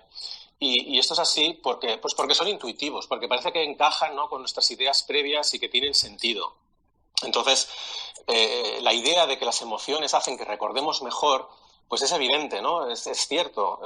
Recordamos de manera preferente aquellos acontecimientos de nuestra vida que han sido emocionales, ya sea positivo o en negativo. Y esto, ¿no? nos lleva a hacer la conclusión, ¿no? La extrapolación de que, bueno, entonces, si yo hago que emanen las emociones en el aula, ¿no? Y si son pues, emociones intensas como la diversión, pues voy a conseguir que los alumnos recuerden mejor lo que aprendían. Bueno, pues ahí, en ese salto, por ejemplo, en esa extrapolación hay un error, ¿no? Y es que efectivamente las emociones sabemos, ¿no? que nos ayudan a consolidar por diferentes motivos, unos directos y unos indirectos, pues los acontecimientos que las han acompañado, pero esto es muy distinto que aprender conceptos, aprender nuevas ideas que van a requerir no solo de experimentar un acontecimiento único, concreto, unos hechos concretos, sino que implica aprender conceptos, aprender ideas, implica reflexión, implica pensar sobre lo que estás aprendiendo, implica compararlo, conectarlo con tus conocimientos previos, implica explicarlo con tus propias palabras, conectarlo con otras ideas, compararlo, ver similitudes y diferencias, generar ejemplos propios, analogías, es decir, toda una serie de acciones cognitivas que las emociones fuertes no contribuyen a que se produzcan adecuadamente, ¿no? Solo hay que pensar pues, en un estudiante en situación de euforia, ¿no? al que le tratamos de explicar pues, cómo resolver un tipo de problema de química, ¿no? Por ejemplo, lógicamente, si las emociones son intensas y negativas, pues aún peor, ¿no? La ansiedad, etcétera, no van a ayudar a ese tipo de aprendizajes. Ahí es muy interesante pues, entender que no tenemos solo un tipo de memoria, que la memoria realmente pues, es un conjunto de sistemas de memoria y que, de hecho, podemos llegar a diferenciar entre una memoria autobiográfica, episódica, que es la que nos permite recordar las cosas que pasan en nuestra vida, las cosas que han pasado en el aula también, y una memoria semántica, que tiene que ver ya con los conocimientos, ¿no? Y es, digamos, el lugar donde estarían, bueno, el lugar entre comillas, donde estarían los conceptos, las ideas que vamos aprendiendo, ¿no?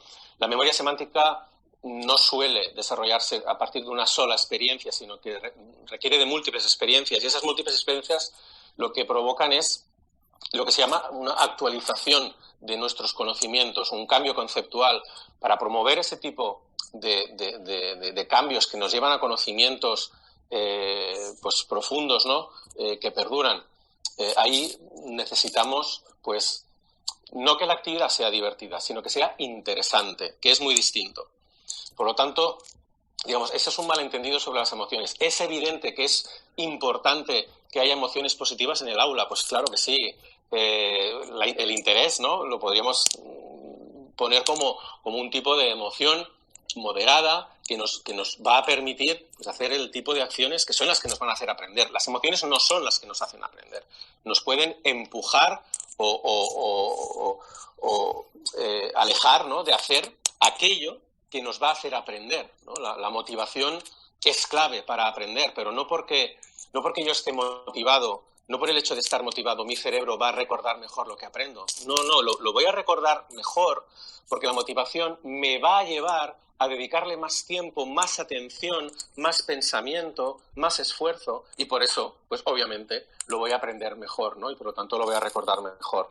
Entonces, un buen entorno emocional en el aula, pues claro que es importante, los alumnos se tienen que sentir seguros de equivocarse, seguros de probar, al final no se aprende si uno no prueba, si uno no se equivoca, y tienen que sentir el apoyo, ¿no? de sus maestros, pues obvio, ¿no? Eso yo creo que no hace falta ninguna ciencia que nos diga lo importante que es eso, ¿no? Pero a partir de ahí, cuidado, porque esa idea de vamos a hacer una actividad memorable, bueno, vamos a conseguir que los alumnos se acuerden de lo que pasó en clase, pero es muy improbable que recuerden o que incluso hayan llegado a prestar atención a lo que realmente queríamos que aprendieran. Bueno, muchísimas gracias, Héctor. Tengo que decirte que en esta última intervención, no sé por qué, porque no pasó en las anteriores, se oía como un ruidito de fondo, una especie de, no sé, no te puedo decir, como si estuvieras abriendo un caramelo o algo así, el ruido así del papel al... Pues te aseguro que no he hecho nada distinto que hasta ahora, o sea que no sé por qué. Fíjate, ahora sin embargo esta vez no ha pasado, o sea, bueno, no sé, sería algo circunstancial, pero vamos, se te ha entendido todo perfectamente. Bueno, Albert, no sé si tienes algo que añadir aquí a lo de la emoción en educación. Bueno, es difícil añadir algo cuando habla Héctor sobre estos temas, ¿no? Porque todos conocemos su libro y la verdad es que ahí es un experto en la temática. En ese sentido, añadir como maestro, simplemente como maestro, yo soy cauto con el tema de las emociones, sobre todo porque me da la impresión que muchas veces interpretamos esas emociones con una visión poco científica, que es la que acaba de explicar Héctor, y más como una visión así más de diversión y de show o de espectáculo. Permitidme que utilice palabras poco técnicas en ese sentido. Y justamente creo que el problema está ahí. Yo prefiero el interés a la diversión. Y no porque la diversión no la encuentre positiva, es decir, al final todo lo que son cuestiones de emociones positivas suma de alguna manera, pero es verdad que si lo que queremos conseguir es un aprendizaje, prefiero el interés, esa motivación del alumno que le obliga, que se autoobliga a prestar atención, a poner todo de su parte para mejorar y ir avanzando, ¿no? Y es verdad que como maestros estamos obligados, eso sí que lo tengo clarísimo, obligados profesionalmente a crear ese ambiente en el aula para que, como quien dice, la mesa esté parada, ¿no? Esté preparada para que luego ellos vayan encontrando ese interés, maneras de hacerlo. Para mí la primera, no por importancia, pero la primera en la que pienso es que tenemos que estar delante de unos alumnos y tenemos que mostrar la pasión que nosotros sentimos por aquello que estamos dando. Yo creo que esa transferencia de emoción desde nuestra posición de maestros, profesores, hacia nuestros alumnos es vital, es absolutamente necesaria. Todos tenemos recuerdos de esos profesores que nos hacían vivir esa asignatura. Y no recuerdo especialmente ningún acto, digámoslo así, fuera de lo común. Recuerdo, si me lo permitís, a mi maestro de tercero de BUP de literatura hispánica, ¿no? Y el tío se estaba una hora hablando, pero era absolutamente fascinante porque lo vivía y lo explicaba de una manera que veías disfrutarlo. Dices, si este señor está disfrutando con esto, esto tiene que ser bueno porque sí. Y entrabas en eso, ¿no? Y mostrabas ese interés y te motivabas y seguías sus explicaciones con suma atención. Y eso es lo que hace, en parte, que ese interés, esa motivación surja. O al menos tenemos más posibilidades de que surja. Al final es el alumno quien se la tiene que crear dentro de sí mismo. Pero como digo, tenemos que ser un poco auspiciadores de situaciones en el aula que provoquen, no tenemos que hacer de bomberos, sino que tenemos que encender diversos fuegos y a ver en cuántos podemos acoger y se acogen nuestros alumnos. Y sin duda, otro concepto. Yo creo que cuando hablamos de emociones me interesa mucho más trabajar con los alumnos, que sean capaces de reconocer y gestionar sus propias emociones, muchas de las cuales ya llevan desde casa. Porque, cuidado, la emoción está en todos los órdenes de nuestra vida y a todas horas y en todos los ámbitos, no solo en la escuela. Tenemos muchos ejemplos de muchos alumnos que le llevan una mochila encima suyo de experiencias y emocional, pues nada positiva. Desde su autoconcepto, desde sus propias ganas o intereses. Eso ya viene, como quien dice, de serie y nos llega al aula y hay que gestionarlo. Y hay que ayudarles a que lo comprendan y lo gestionen para convertirlo en un motor, una gasolina de funcionamiento. Eso es la teorización y, por tanto, es verdad que la aplicación práctica es mucho más complicada y todos los que estamos en el aula lo sufrimos muchas veces y nos tenemos que enfrentar diariamente y cada curso a nuevos retos de este tipo. Pero creo que no tanto ese aprender con la emoción o aprender aquello que emociona, sino que yo soy un defensor de que aprender emociona y respecto a las emociones, lo que tienen que hacer los chicos, las chicas, nuestros niños, nuestros alumnos, es reconocerlas y saberlas gestionar. Creo que es uno de los puntos, yo diría, más básicos, o sea, más importantes cuando hablemos de emoción en la escuela.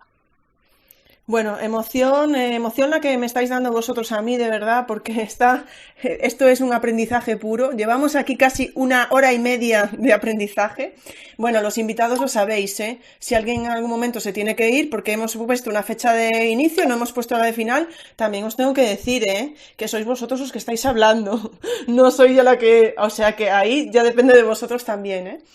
Los 4 sois grandes divulgadores. Los 4 estáis aquí en Twitter, aprendemos muchísimo de vosotros y voy a pasar esta pregunta a Ángela, que hace mucho que la tengo ahí callada, la pobre. Le voy a preguntar, como grandes divulgadores que sois, y yo creo que os gusta la divulgación y creo que tiene una parte muy positiva todo lo que es el aprendizaje informal.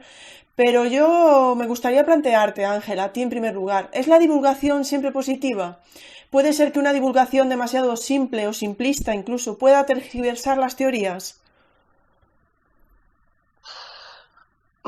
Pues a ver, yo pienso que la divulgación sí es positiva en todos los ámbitos, pero debe ser de calidad.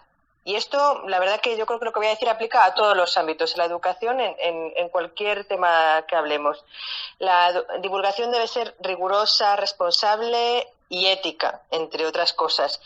Y sí, efectivamente, pues como estamos hablando de educación, pero vamos, que yo creo que también esta otra parte se podría extender a cualquier ámbito, algunas malas aplicaciones tienen que ver con cómo ha llegado a tergiversarse ciertos estudios o teorías. Aquí tenemos el ejemplo que hemos tratado antes de las inteligencias múltiples. Pues es que lo que decía Héctor, ¿no? Antes de hablarse incluso y de aclararse en la comunidad científica, a ver qué quería decir esta teoría, si era realmente una teoría en firme o era en principio un constructo. Pues antes de esto ya se había trasladado. Pues ¿por qué? Porque se había divulgado de una forma vaga, de una forma, pues, no sé si la palabra es generalista, pero bueno, directamente a las aulas sin este rigor, sin esta responsabilidad y sin esta ética.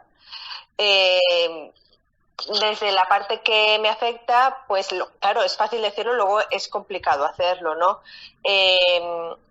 Desde en FECITEDU lo que intentamos es adaptarnos, y por eso muchas veces para cumplir estos criterios retrasamos algunos posts. Como os he dicho, pues nos vienen reclamando aprendizaje basado en proyectos o en problemas desde hace muchísimo, desde que empezó el proyecto, y no lo hemos querido tratar hasta que estamos consolidados, hasta que conocemos el panorama y el contexto tanto de la educación como de las personas que se interesan más por la divulgación en estos temas, como de las personas que pueden aportarnos a la hora de divulgar sobre estos temas, porque queremos conocer mejor a quienes, porque nosotros lo que hacemos es no tanto divulgar nosotras mismas, sino buscar a personas adecuadas para cada tema. Entonces, como lo queremos hacer con este rigor y esta responsabilidad y esta ética, pues lo hemos ido retrasando.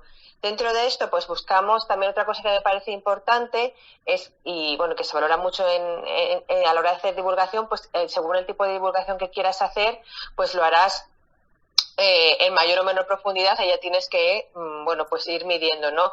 Una divulgación quizá demasiado, y se puede adaptar. Un ejemplo, vuelvo a los hilos que nos publica Héctor. Pues es una forma de divulgación muy informal, pero que puedes adaptar para que sea completamente rigurosa, responsable y ética.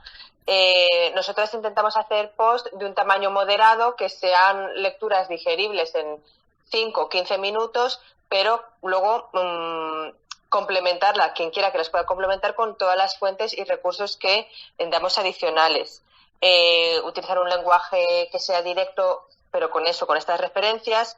Nos gusta también complementar con los debates, porque es verdad que a veces un solo artículo pueden quedar muchas preguntas en el aire pendientes, y nosotras en concreto no tenemos los comentarios activados, y además pensamos que es más enriquecedor tener tertulias un poquito más abiertas, como esta misma que estamos teniendo ahora.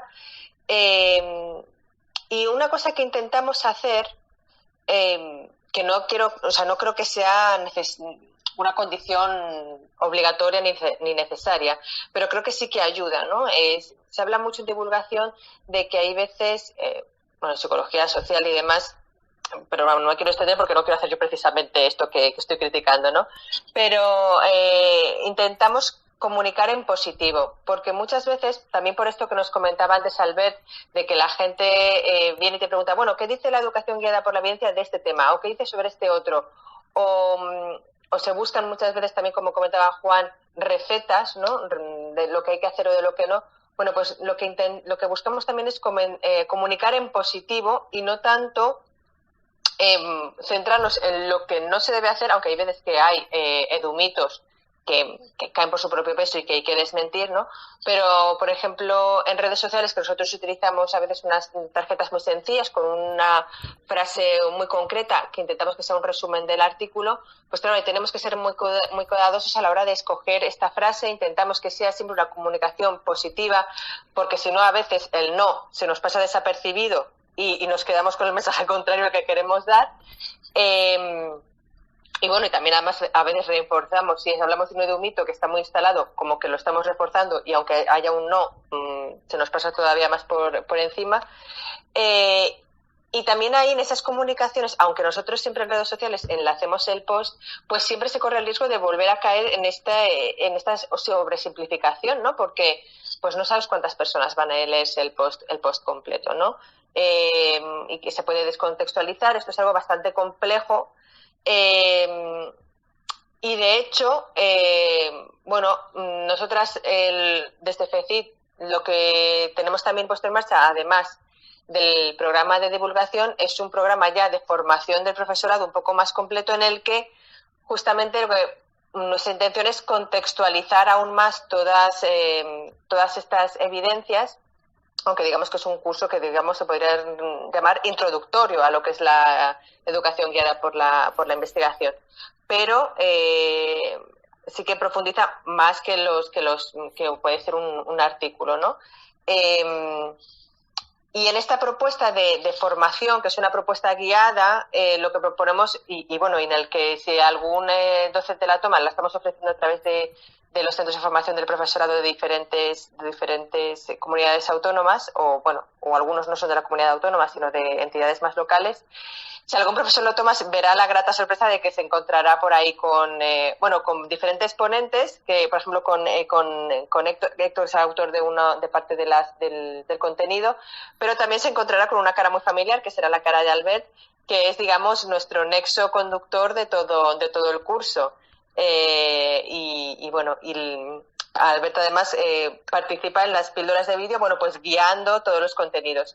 Y hablo precisamente de este curso de formación porque con él hemos tenido que lidiar bastante con esa descontextualización, ¿no? Porque es un curso que no tenemos en abierto, sí que obviamente es gratuito para todos los docentes de estas comunidades. Si a alguien le interesa llevarlo a su comunidad, por favor que me contacte por Twitter o como logre contactarme, que tengo puesto mis emails en muchos sitios y a ver si lo logramos sacar allí. Por supuesto es de acceso gratuito porque lo queremos ofrecer a todas las comunidades, pero no lo ponemos en abierto precisamente porque nos parece importante que en esta formación más amplia y más en profundidad haya una guía y que sea una experiencia completa, ¿no? Porque aquí ya hay una evaluación, debe haber en determinados momentos un feedback, porque también tenemos unas prácticas. Bueno, Albert podrá contar mucho más porque además de participar como guía, digamos, virtual, también está tutorizando, realizando esta labor de guía de algunos de los cursos. Y creo que esto puede ser una forma, aunque aquí estamos hablando no tanto de divulgación, sino de formación, pero creo que en algunos casos sí que esta guía, este pequeño saber hacer, que os voy a contar a los docentes, ¿no? Lo sabéis mucho mejor que yo porque es lo que hacéis todos los días, marca la diferencia. Muchísimas gracias, Ángela. Tengo que deciros que en el hashtag de las charlas educativas, más que preguntas, se está viendo citas. Os están citando los 4. ahí como diciendo no sé quién dijo, está gustando mucho la charla. Tenemos una pregunta que hace Paloma de Estar Orientados. Ya os aviso, queda una pregunta más y ya la ronda final, ¿vale? Que abriré para los 4. Lo digo ya para los que estáis aquí, decir que llevamos hora y media, Ingrid, pues que sepáis que vamos ahí, en ese punto, ¿de acuerdo? Pero sí que tengo esta pregunta de Paloma que dice, ¿cómo se puede garantizar que llegue a todos la divulgación? Más allá de este space o de este foro. Bueno, me vais a permitir que no sé, ahora te voy a volver a pasar la palabra un momento, Ángela. Bueno, yo creo que es lo que acaba de explicar Ángela también, ¿no? Pues a veces la divulgación también se puede hacer a través de formación, de Twitter, pero yo creo que es muy útil este aprendizaje informal que puede haber en redes. Desde mi punto de vista, y luego vosotros me podéis corregir si me equivoco, pero bueno, habéis visto que ayer yo saqué un proyecto con mis alumnos, que son futuros docentes, y simplemente pues les invité, era algo voluntario, a ver alguna de las charlas educativas que tenemos los miércoles. O invitarles a seguir a Héctor o a seguir a Juan, me refiero, ver lo que hacen. Es decir, yo creo que tenemos que intentar inculcar la idea de esta educación basada o guiada por evidencias, pero no sé hasta qué punto veis que pueda depender de uno mismo. Es decir, ¿cómo puedes garantizar que llegue a todos la divulgación? Probablemente no se pueda garantizar, ¿no? Tú me dirás, Ángela, te paso la pelota. Pues ya me gustaría a mí que lo pudiéramos garantizar. Efectivamente, eso es uno de nuestros objetivos, fundamentales, y ya no solamente trabajando en donde trabajo, donde una de nuestras labores es la divulgación, ¿no? Pues es un quebradero de cabeza. Y no solamente en cuanto a la divulgación en temas de educación, ¿no? Uno de los temas estrella en el mundo de la divulgación es cómo llegar a los públicos poco accesibles, ¿no?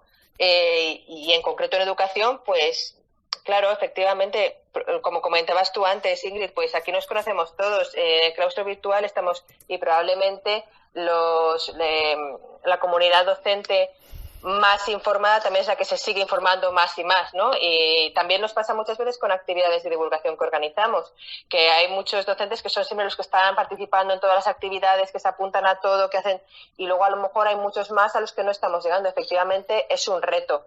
Lo intentamos garantizar pues colaborando con entidades, como nosotros estamos más desde el Ministerio de Ciencia, y esto es llegando más a la educación, pues lo que intentamos es colaborar con entidades públicas dedicadas a la educación, ¿no? Pues en este caso, por ejemplo, el curso pues lo estamos ofreciendo a través de los diferentes centros de formación del profesorado. Ya estamos hablando de formación, no de divulgación, pero bueno, digamos que entra un poco dentro del mismo objetivo, ¿no? De hacer llegar este mensaje.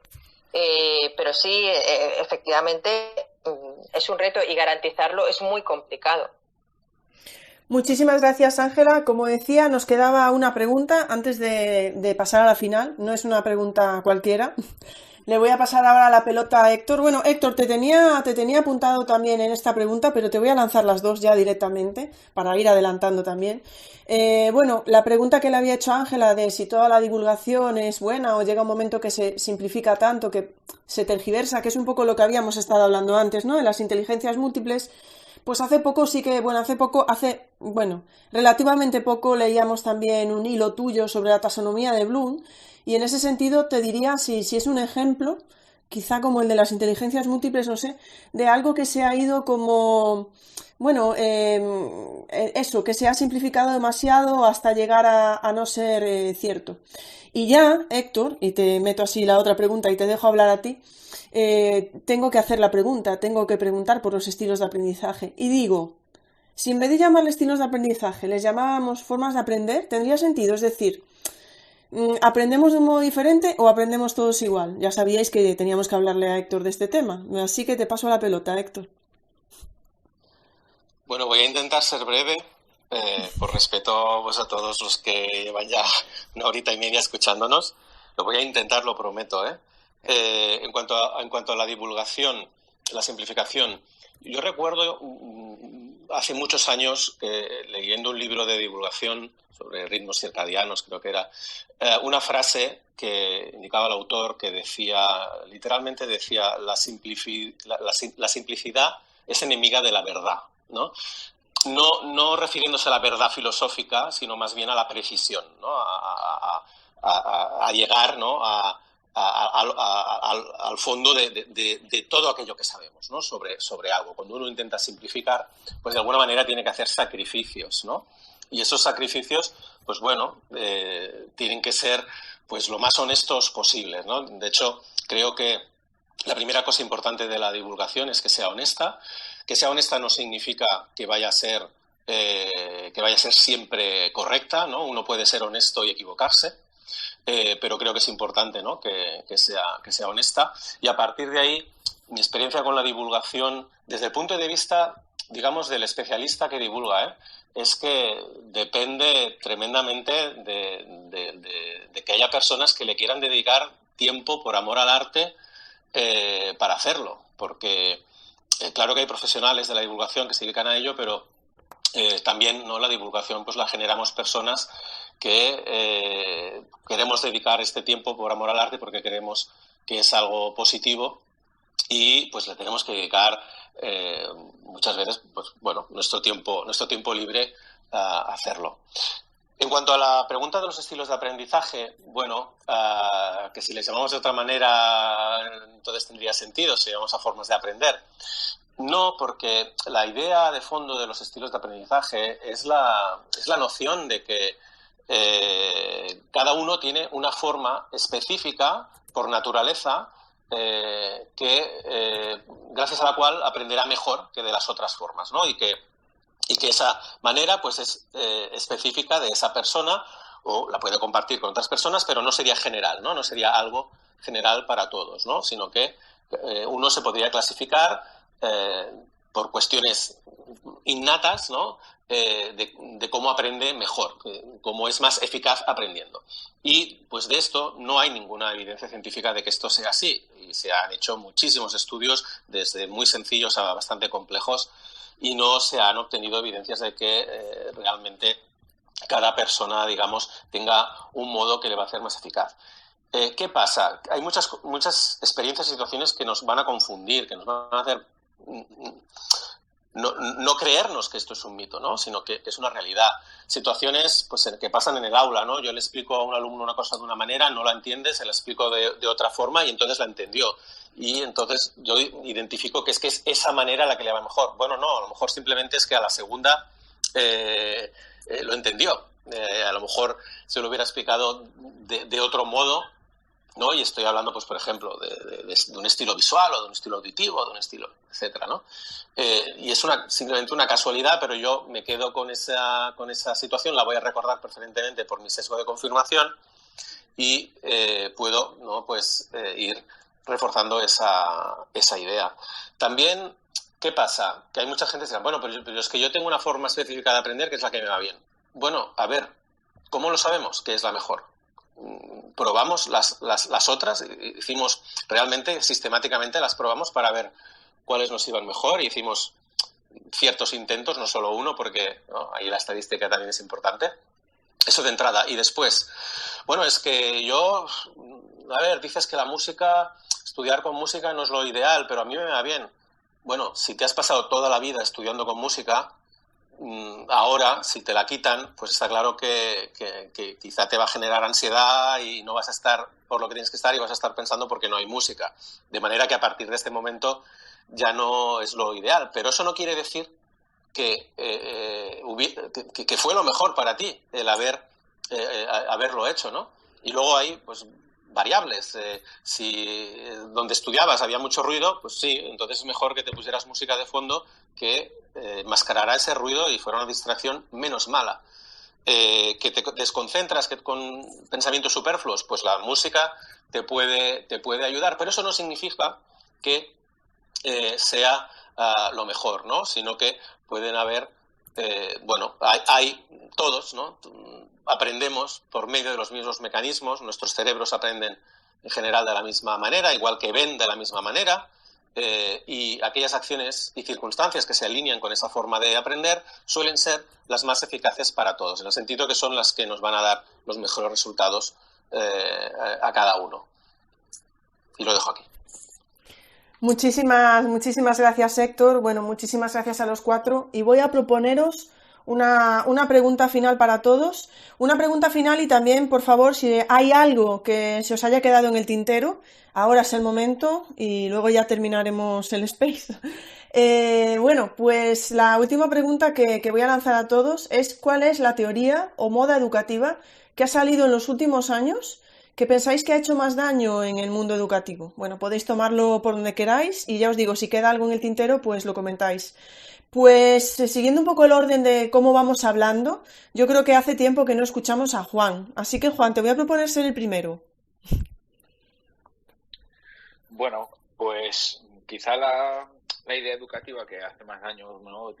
Después de todo esto que hemos puesto, es eso. Yo creo que es una idea de la que la educación es un tema simple, ¿no? Yo creo que hay muchas veces que parece que sustituyendo o desmontando absolutamente el sistema educativo, ¿no? Y construyéndolo en base a cosas que parecen muy sencillas de hacer, pues hay frases como muy, ¿no? Como que habría que reinventar la educación, ¿no? Por completo. Y a mí me parece que esa idea es perniciosa. Vinculándolo a lo que decía Héctor cuando hablaba de investigación educativa, a mí hay otra idea que me parece muy importante y es que necesitamos estudios que nos permitan aislar factores. Entonces yo también creo que hace mucho daño que haya ciertas metodologías que funcionen en un contexto socioeconómico determinado, ¿no?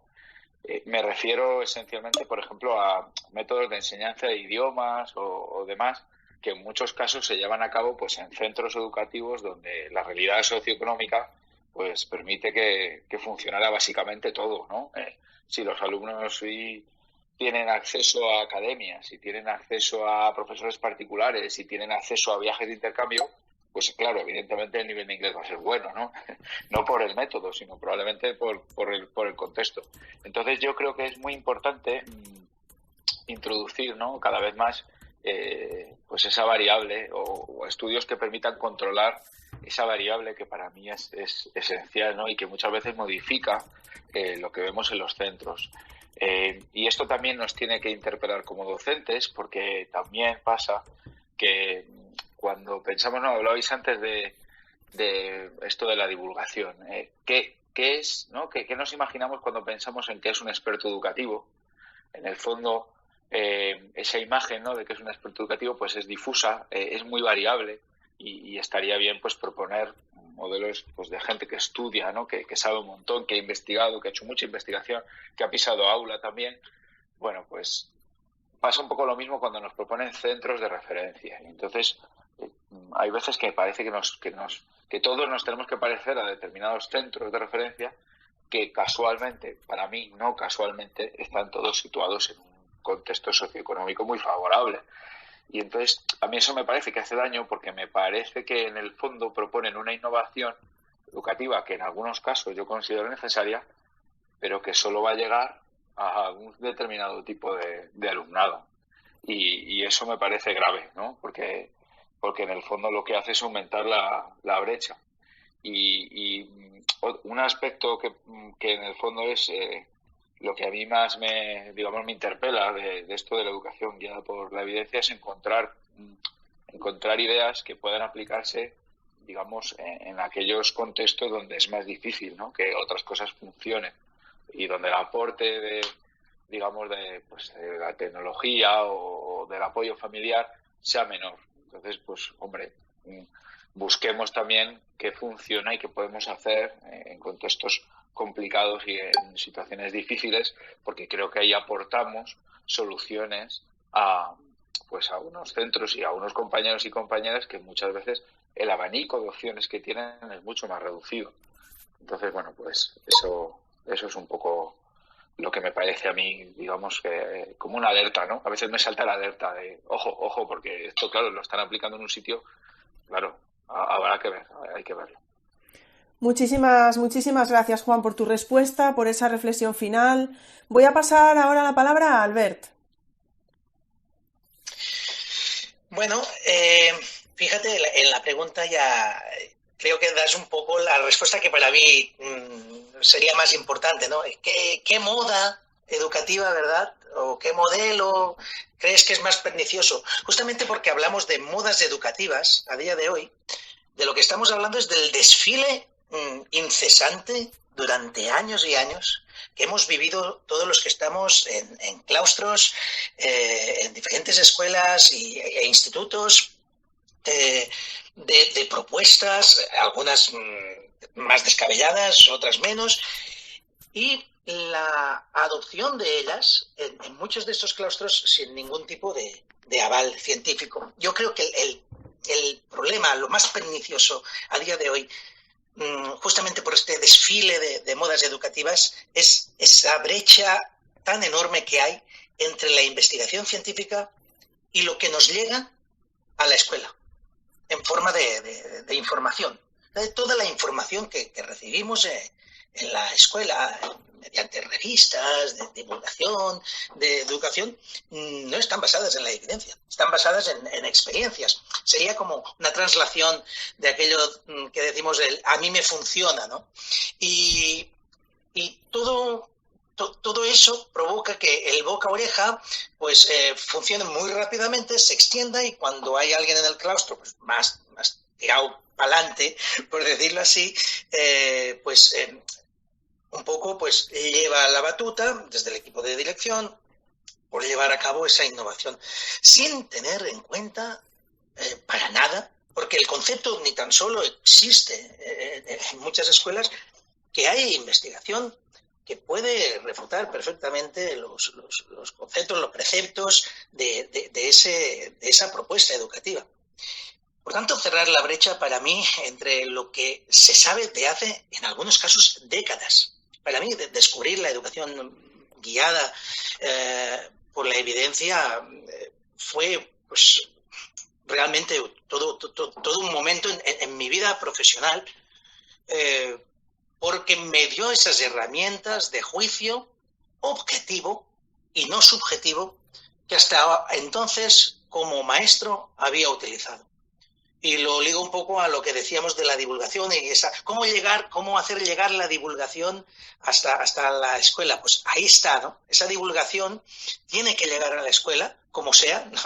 De momento no sabemos cómo hacerlo de manera colosalmente pues unitaria para todos, pero es verdad que muchos de los que estáis hoy aquí escuchándonos, mañana tenéis que llegar al claustro, y si os ha convencido mínimamente los razonamientos que hemos dado, sería fantástico que actuaseis como motor de acción para que el concepto de educación guiada por la evidencia o basadas en las evidencias empiece a ser el pan nuestro, perdón por la expresión religiosa, pero hablando de ciencia, pero el pan nuestro de cada día en la escuela.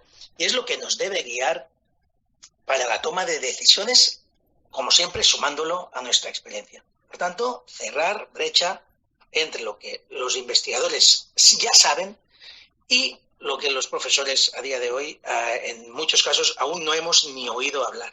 Creo que es el gran problema. Muchísimas gracias, Albert. Hay muchísimos comentarios, ya los podréis ver luego con el hashtag. El último, el de Araceli, que dice: tengo la percepción de que somos más abiertos a conversar sobre educación en el claustro virtual que en los centros reales, donde hay más pudor. Dice Araceli: existe mucha clase a puerta cerrada donde las opiniones no sientan bien, y la frase "aquí siempre se ha hecho así". Bueno, yo creo que esa frase de "aquí siempre se ha hecho así", ¿verdad? Esto siempre a mí me funciona, o cosas de ese estilo. Bueno, Ángela, te voy a pasar la palabra para que hagas tu última aportación. Bien, muchas gracias. Pues bueno, la verdad que cuesta seguir aportando cosas, ¿no? Después de todas las cosas tan acertadas que se van mencionando. Yo personalmente pienso que no se trata tanto del daño que puede hacer una moda educativa en particular, porque efectivamente hay modas, ¿no? Algunas son más contraproducentes que otras, pero a mí lo que más me preocupa es el hecho de que mientras se dedican tiempo y recursos a una, digamos, por así llamarlo, moda, ¿no? Pues quizá no se están dedicando a estrategias educativas que podrían tener un impacto positivo en el alumnado. Es, por así decirlo, lo que se conoce como el coste de oportunidad, ¿no? Los recursos que dejamos de percibir o que el alumnado deja de percibir o que representan un coste por el hecho de no haber elegido la mejor alternativa posible, ¿no? Cuando, sobre todo esto afecta mucho cuando se tienen unos recursos limitados, que suele ser el caso en el mundo educativo, ¿no? Generalmente dinero y tiempo. Aquí también enlazando el tema de los recursos, pues con los centros estos que nos comentaba Juan, los centros que suelen poner de referencia, ¿no? Pues efectivamente a lo mejor son centros donde donde este coste de oportunidad no tiene tanto peso porque pueden hacerlo todo lo que se les ocurra y siempre van a tener recursos, aparte ya de aparte de las circunstancias socioeconómicas, socioculturales del alumnado, ¿no? Y de sus familias.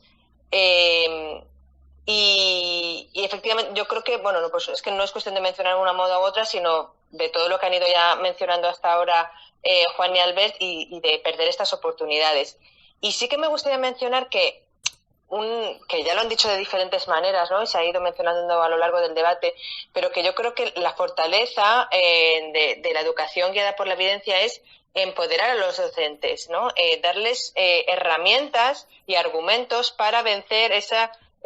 yo no soy docente, pero como tengo un niño que va a empezar el colegio el año que viene y yo pienso, uy, ¿y yo alguna vez voy a mencionar algo? Y digo, uy, no quiero ser esa madre que se pone a criticar lo que dice un docente porque en absoluto sería mi intención, ¿no? Pero entiendo esa situación, aunque esto es diferente porque es de profesional a profesional, ¿no? Pero esa situación que se puede generar en un claustro a la hora de decir algo de, oye, ¿y habéis pensado esto? Que aunque lo llevemos haciendo así todo el tiempo, quizá podemos, bueno, pues...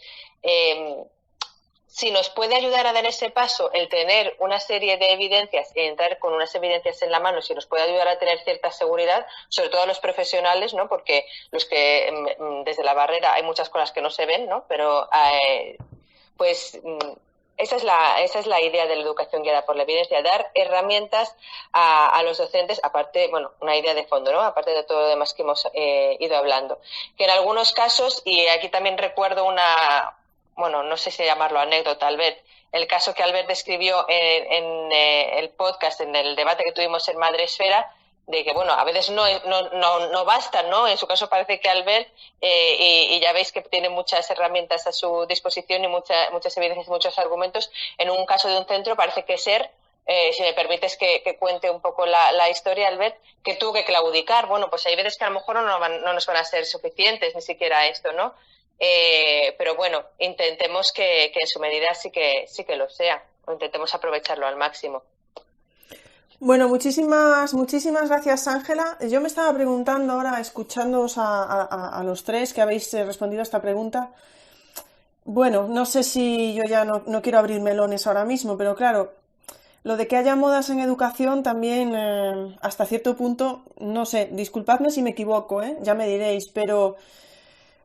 no se intenta también hacer negocio de ello, ¿no? Pues cuando se saca a lo mejor cursos, etcétera, y se le va a poner un nombre, pues va a sonar muy bien y está de moda y, bueno, no sé, lo dejo ahí en el aire para la reflexión porque tampoco quiero abrir ahora melones.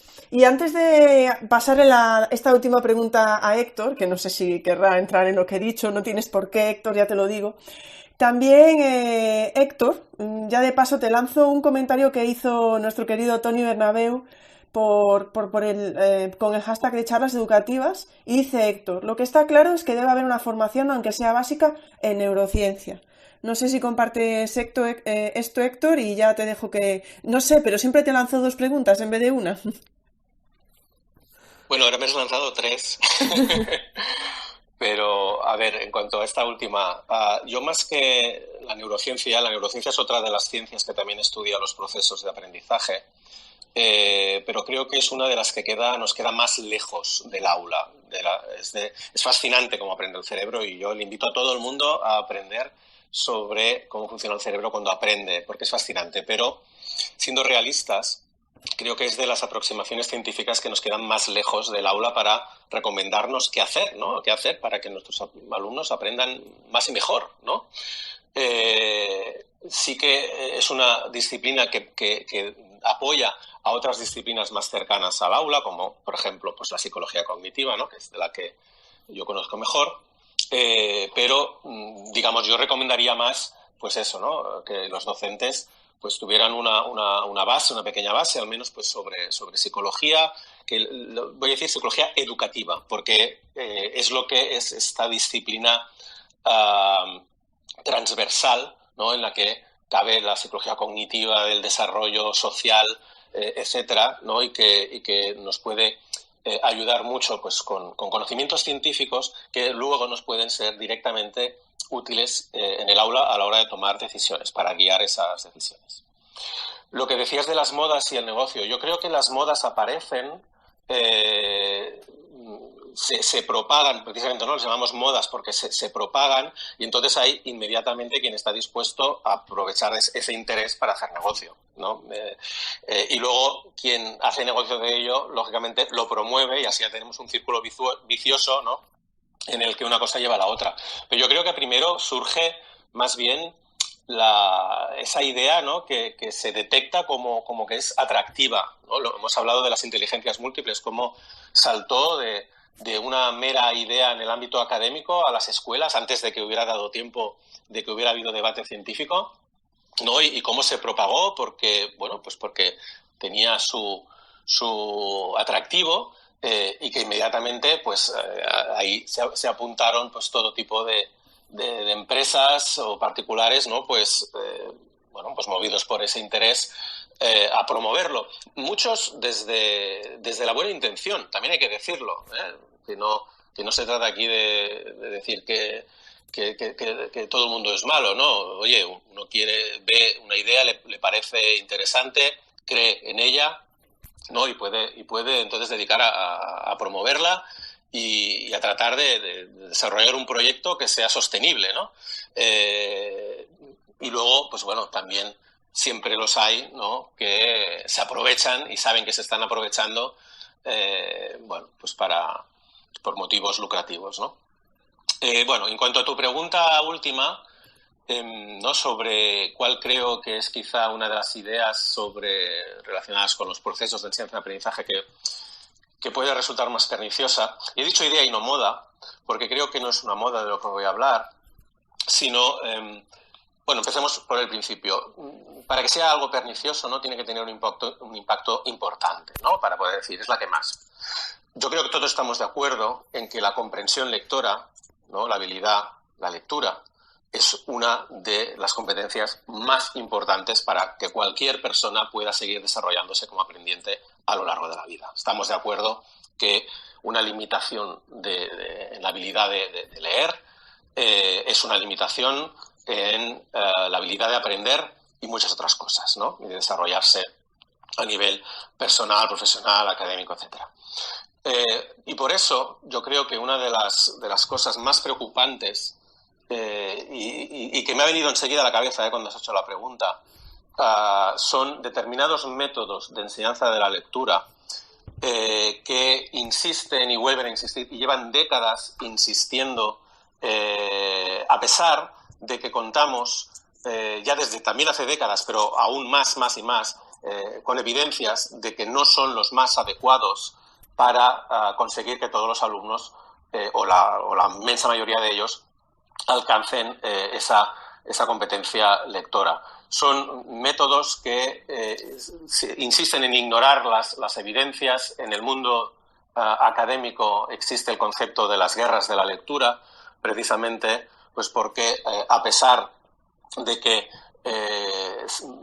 las investigaciones, que os podéis imaginar la cantidad de investigación que hay alrededor de la lectura, muchísima, pues a pesar de que la ciencia se inclina claramente la balanza hacia determinados métodos que serían más parecidos a los que conocemos todos en general, pues siguen habiendo quienes siguen insistiendo en determinados métodos que el problema que tienen es que, claro, no son métodos que vayan a afectar a esos estudiantes, digamos, que en casa ya tienen un entorno adecuado y que, por decirlo así de manera vulgar, ya vienen leídos de casa, ¿eh? A quienes va a afectar son precisamente a aquellos que más van a necesitar que la escuela les ayude a desarrollar esta habilidad, ¿no?, esta competencia.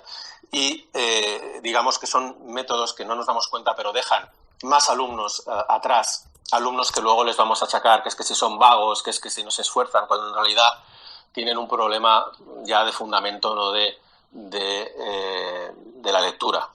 Entonces, bueno, pues yo me inclinaría porque ese tipo de propuestas que siguen insistiendo a pesar de las evidencias, pues están presentes, ¿no? Por suerte en España no mucho. Tampoco tengo datos exactos de España, pero por ejemplo en Estados Unidos pues sí que tienen mucha prevalencia en las escuelas y de hecho ahora mismo hay otra vez otro debate, otra vez con los mismos argumentos y bueno, y parece que nunca va a terminar. Bueno, muchísimas gracias, Héctor. Claro, es que al final no hablamos de modas, pero será como el pantalón de campana que siempre vuelve, ¿no? Pues es lo que estás diciendo tú un poco, que vuelve otra vez el mismo debate y vuelven otra vez los mismos argumentos, ¿no? En ese sentido. Bueno, yo, de verdad, llevamos aquí 2 horas, bueno, con nuestros más y con nuestros menos a nivel tecnológico, el Space que se cerró, que se vuelve a abrir. Tengo que deciros a todos que este será el último Space que celebremos un domingo a las 7. Miraremos otras opciones, ¿de acuerdo? Pero coincide con muchas otras iniciativas educativas de Spaces incluso, que no queremos que se solapen, así que buscaremos otra hora para este espacio.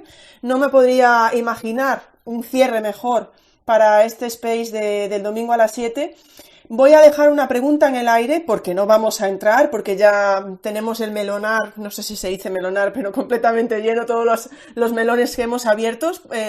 Podemos seguir debatiendo con el hashtag de las charlas educativas. Os invito a pasaros a los 4. Pero Javier García López y Elisa, que le apoya, Elisa Peinado, comentan: ¿sería posible una legislación educativa basada en evidencias? Yo creo que lo vamos a dejar ahí en el aire, ¿os parece? A los 4, porque bueno, no sé si valdrá la pena ya entrar en esto. Yo quiero dar las gracias a más de 170 personas que han estado aquí, como se diría, en el pico, ¿no?, del Space. Muchísimas gracias a todos por los comentarios que estáis dejando. Muchísimas gracias a los 4 invitados. Bueno, podéis decir un hasta luego, lo que sea, y ya cerramos el Space, porque es que ha empezado el telediario, chicos, y hay que ver las evidencias, a ver qué nos dicen. Muchas gracias, Ingrid, y gracias a todos por estar ahí aguantándonos 2 horas seguidas. Exactamente. Buenas noches a todos y que tengáis buena semana de este curso tan diferente. Muchísimas gracias por la invitación, Ingrid. Ha sido un gusto estar con todos vosotros y nos seguiremos viendo por las redes. Bueno, Ingrid, por mi parte, reiterar las disculpas por los fallos tecnológicos que he provocado, pero por lo demás ha sido un placer enorme compartir y estar aquí hoy con todos vosotros. Y nada, mañana es lunes, o sea que los chicos nos esperan en el aula. Suerte a todos. Muchísimas gracias a los 4 y no te preocupes por nada, Albert. Lo de Spaces es bastante nuevo y es un poco complicado, no se hacen pruebas previas como hago con las charlas educativas de los miércoles, así que nada, muchísimas gracias a todos y cada uno de vosotros. Y bueno, nos vemos el miércoles. El miércoles habrá charla educativa con Tomás García, que nos va a hablar de gamificación. No vamos a decir nada de las evidencias, ¿vale? Así que lo vamos a dejar ahí. Los que queráis, el miércoles a las 9:30 en mi canal de YouTube nos vemos para hablar de gamificación. Un abrazo a todos y buen comienzo de semana. Hasta luego. Muchas gracias por haber escuchado este podcast. Si os apetece, nos vemos en el siguiente. Un saludo.